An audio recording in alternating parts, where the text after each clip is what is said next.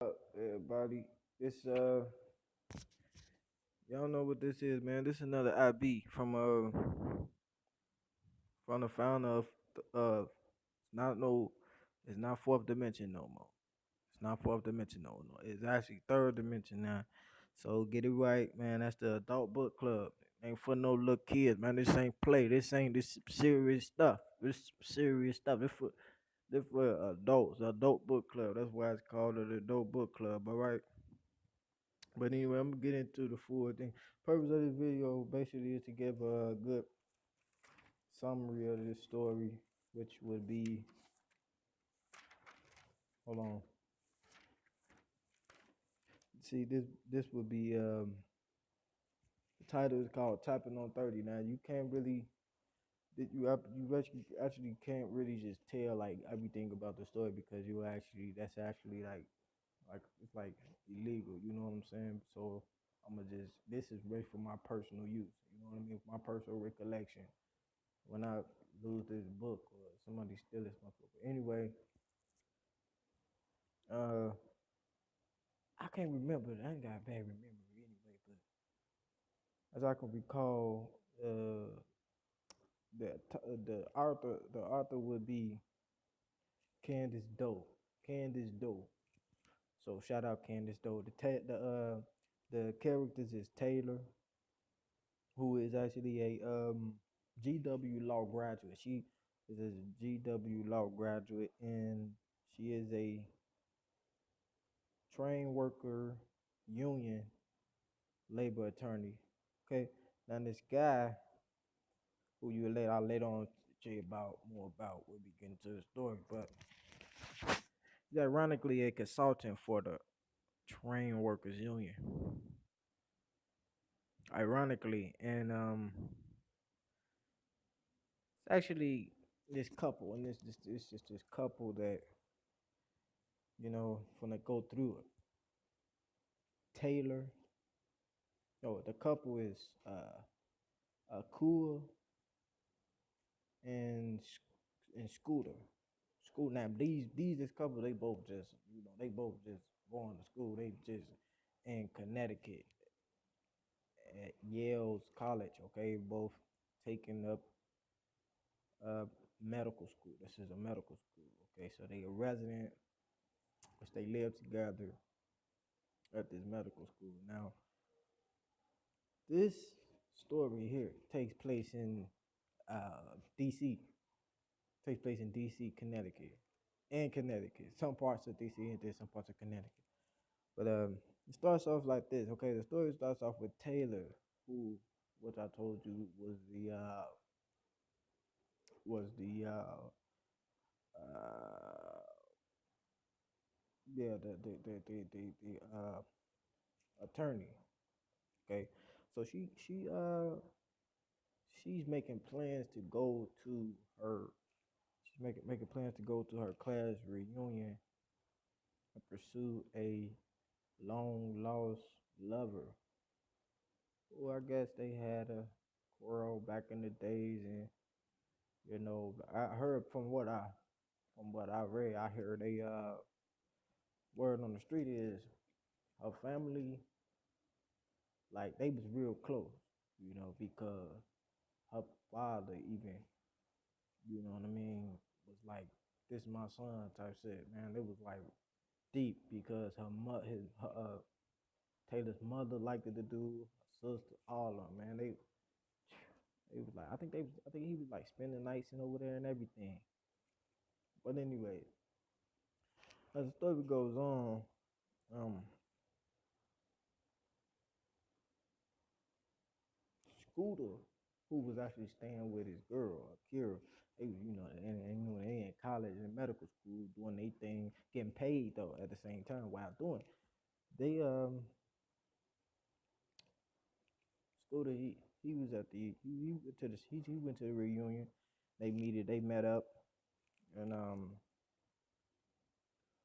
while at the bar they kissed. Now this was the first time they got together and shit. So they kissed at the bar. Shorty kiss Shorty kiss Scooter at the bar, and I don't think they wasn't even ready for what happened after that, because the next day, a couple of days after that Sunday, see they went to this bar like Friday. It was a Friday. That Sunday they went to church together. Now this church is actually Taylor's daddy church. Now they kissed again in the kitchen closet. Then very next day, I think it was Monday, Taylor called Taylor called her up like, yeah, school called Taylor like, yo, cause Taylor mama had gave, like I told you, they was close to the family, man. Taylor mama gave Scooter Taylor number, so his name Taylor. I, woo, I'm good. You feel?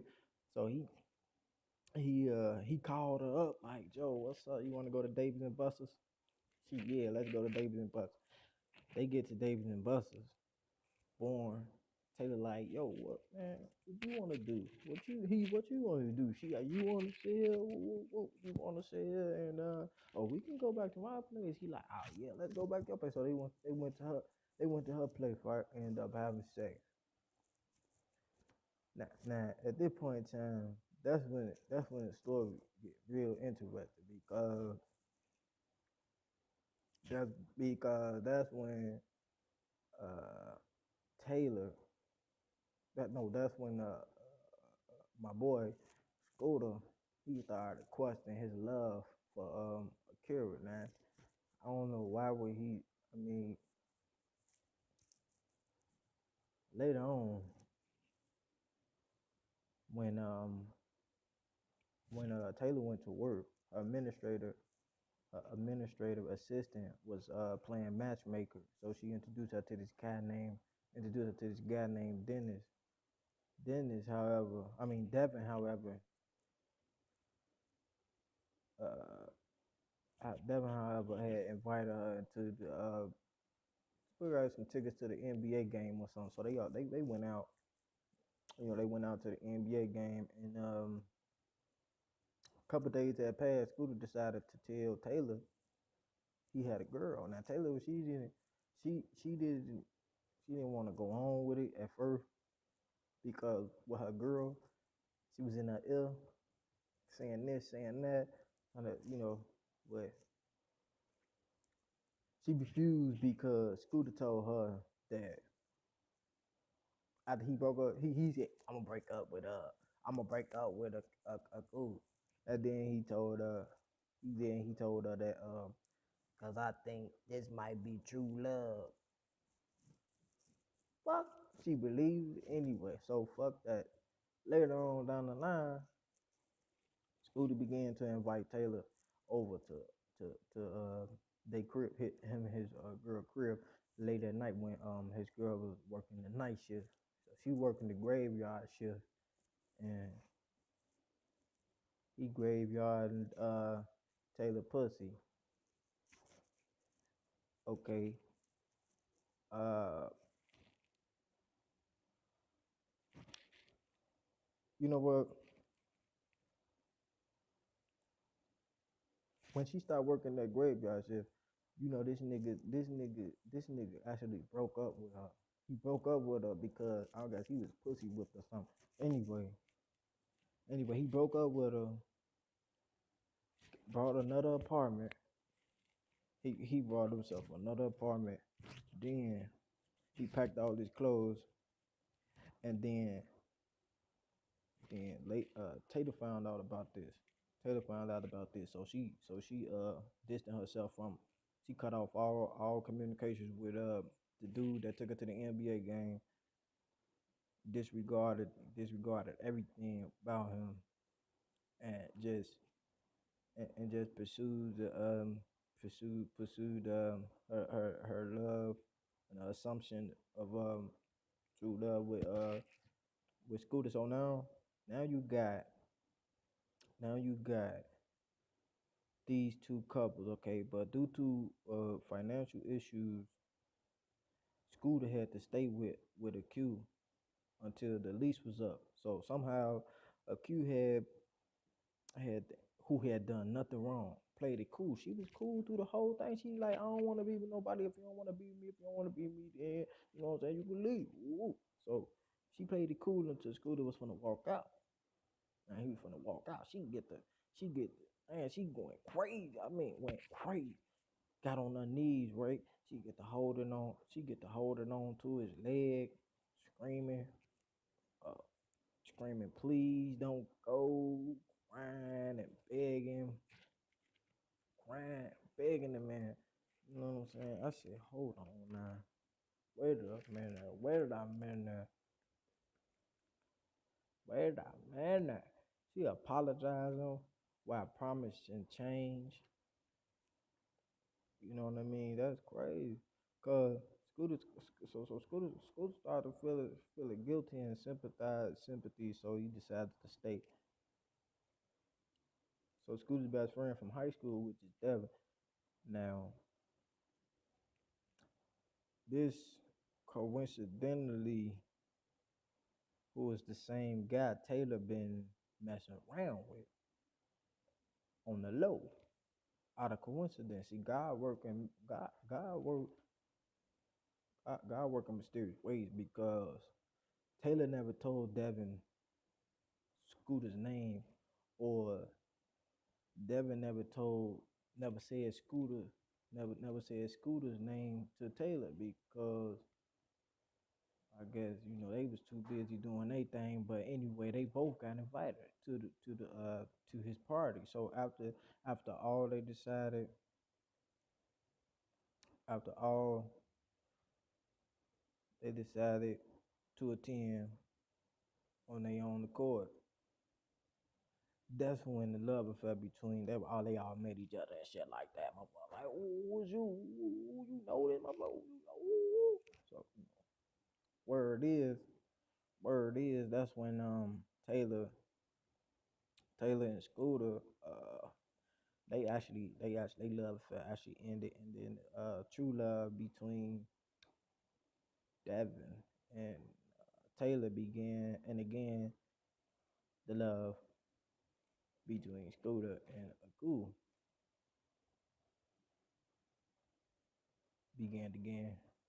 Although in this love story, none really very tragic happened, no deaths, nothing like that. And I put that pretty cool though. You know what I'm saying? Because everybody be doing that shit. But anyway,